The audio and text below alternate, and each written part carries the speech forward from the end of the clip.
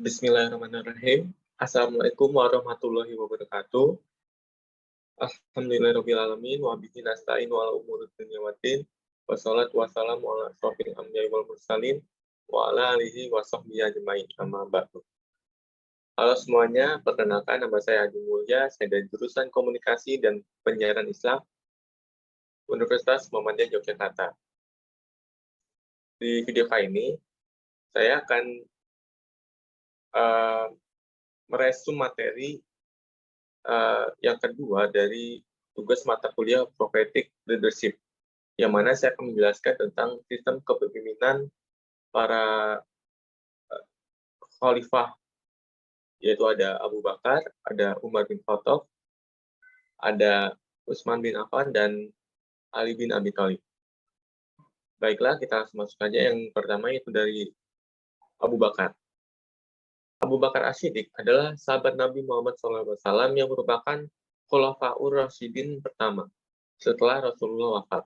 Abu Bakar As-Siddiq meneruskan perjuangan memimpin umat Islam. Abu Bakar As-Siddiq menjadi khalifah pada periode 632 sampai 634 Masehi atau 11 sampai 13 Hijriah di Madinah.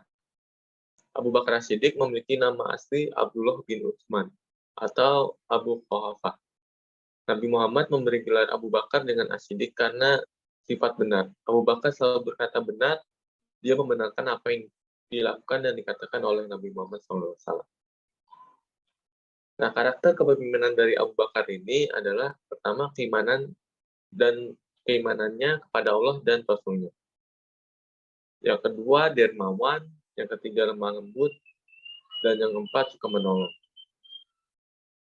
Nah, prestasi Abu Bakar selama menjadi khalifah adalah pertama menumpas kelompok-kelompok yang memerangi Islam. Karena pada saat itu banyak sekali orang-orang yang mengaku sebagai nabi. Jadinya pada saat itu Abu Bakar menumpas semua orang yang mengaku nabi. Yang kedua dimulainya kualifikasi Al-Quran karena pada saat itu banyak sekali para penghafal Al-Quran yang wafat di medan perang. Jadinya Al-Quran harus dibukukan. Dan yang ketiga, memperluas wilayah kekuasaan Islam. Nah, selanjutnya ada Umar bin Khattab. Umar bin Khattab merupakan salah satu khalifah yang melanjutkan perjuangan dalam menyebarkan agama Islam setelah wafatnya Nabi Muhammad SAW. Sebelum memutuskan masuk Islam, Umar bin Khattab adalah orang Quraisy yang ditakuti oleh orang-orang Arab karena sahabat Nabi tersebut adalah seorang petarung yang handal. Karena kehendak dari Allah Subhanahu wa taala, Umar bin Khattab memutuskan untuk masuk Islam. Umar bin Khattab menjadi khalifah kedua bagi umat Islam menggantikan Abu Bakar As-Siddiq yang meninggal karena sakit. Umar bin Khattab menjadi khalifah dari tahun 634 sampai 644 Masehi. Umar bin Khattab di kalangan sahabat Nabi Muhammad SAW memiliki julukan Al-Faruq yang memiliki arti orang yang bisa memisahkan antara kebenaran dan kebatilan.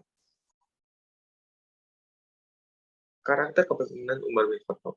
Yang pertama itu adalah mengutamakan keadilan, amanah, hidup bersahaja, dan juga pemberani dan tegas. Nah, prestasi Umar bin Khattab selama menjadi khalifah adalah yang pertama perluasan wilayah.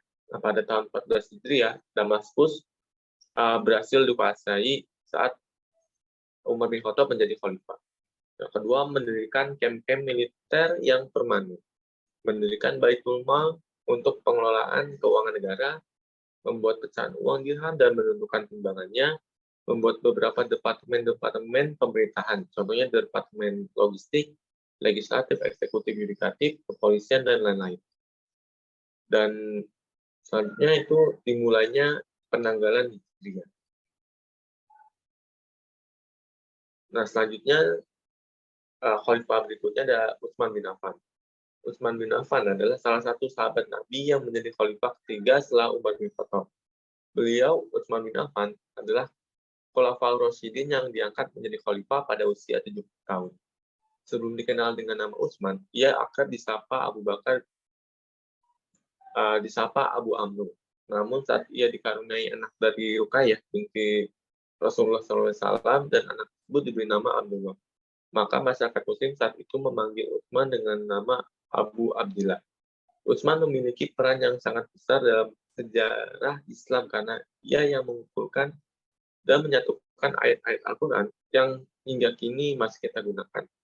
Kisah Utsman bin Affan tak lepas dari saat ia menjadi khalifah selama 12 tahun, yakni pada masa pemerintahan tahun 644 hingga 656 Masehi atau 12 Zulhijjah 35 Hijriah.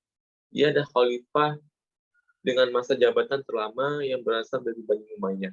Beliau juga mendapatkan gelar Zunnurain atau pemilik dua cahaya karena telah menikahi dua putri Rasulullah SAW. Nah, keteladanan Utsman bin Affan sebagai sosok ideal.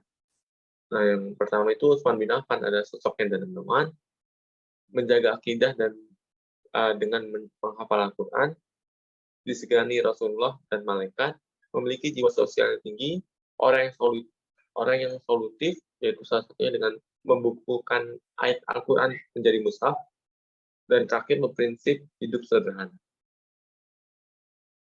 Nah, sifat-sifat yang dimiliki oleh Utsman bin Affan adalah sifat lemah lembut, suka menolong, tidak pernah hitung-hitungan, sabar, dan tawakal.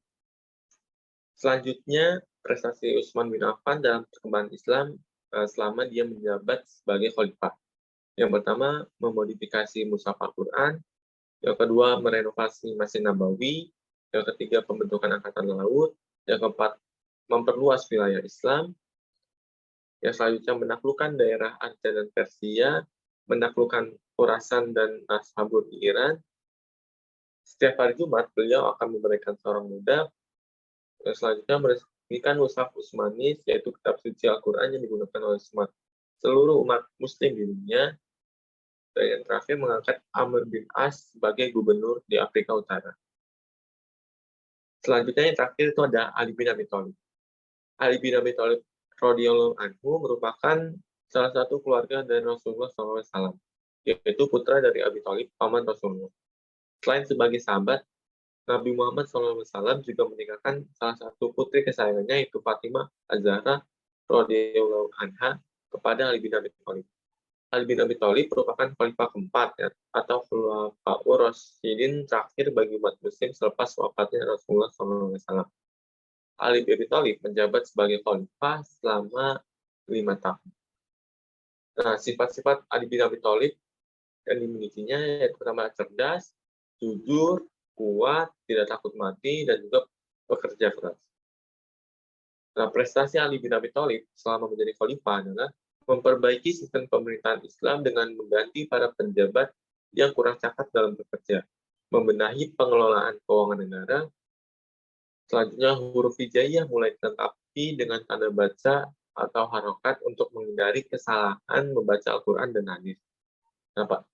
Setelah dengan dikembangkannya huruf hijaiyah, pada saat itu pula ilmu nahwu atau ilmu tata bahasa Arab mulai dikembangkan. Mungkin itu saja yang bisa dapat saya sampaikan terkait materi yang kedua, yaitu menjelaskan tentang sistem kepemimpinan dari Abu Bakar, Umar bin Khattab, Utsman bin Affan, dan Ali bin Abi Thalib. Terima kasih sudah menonton video ini, dan saya mohon maaf apabila ada kesalahan atau ada yang kurang dari penjelasan saya. Kurang lebihnya mohon maaf.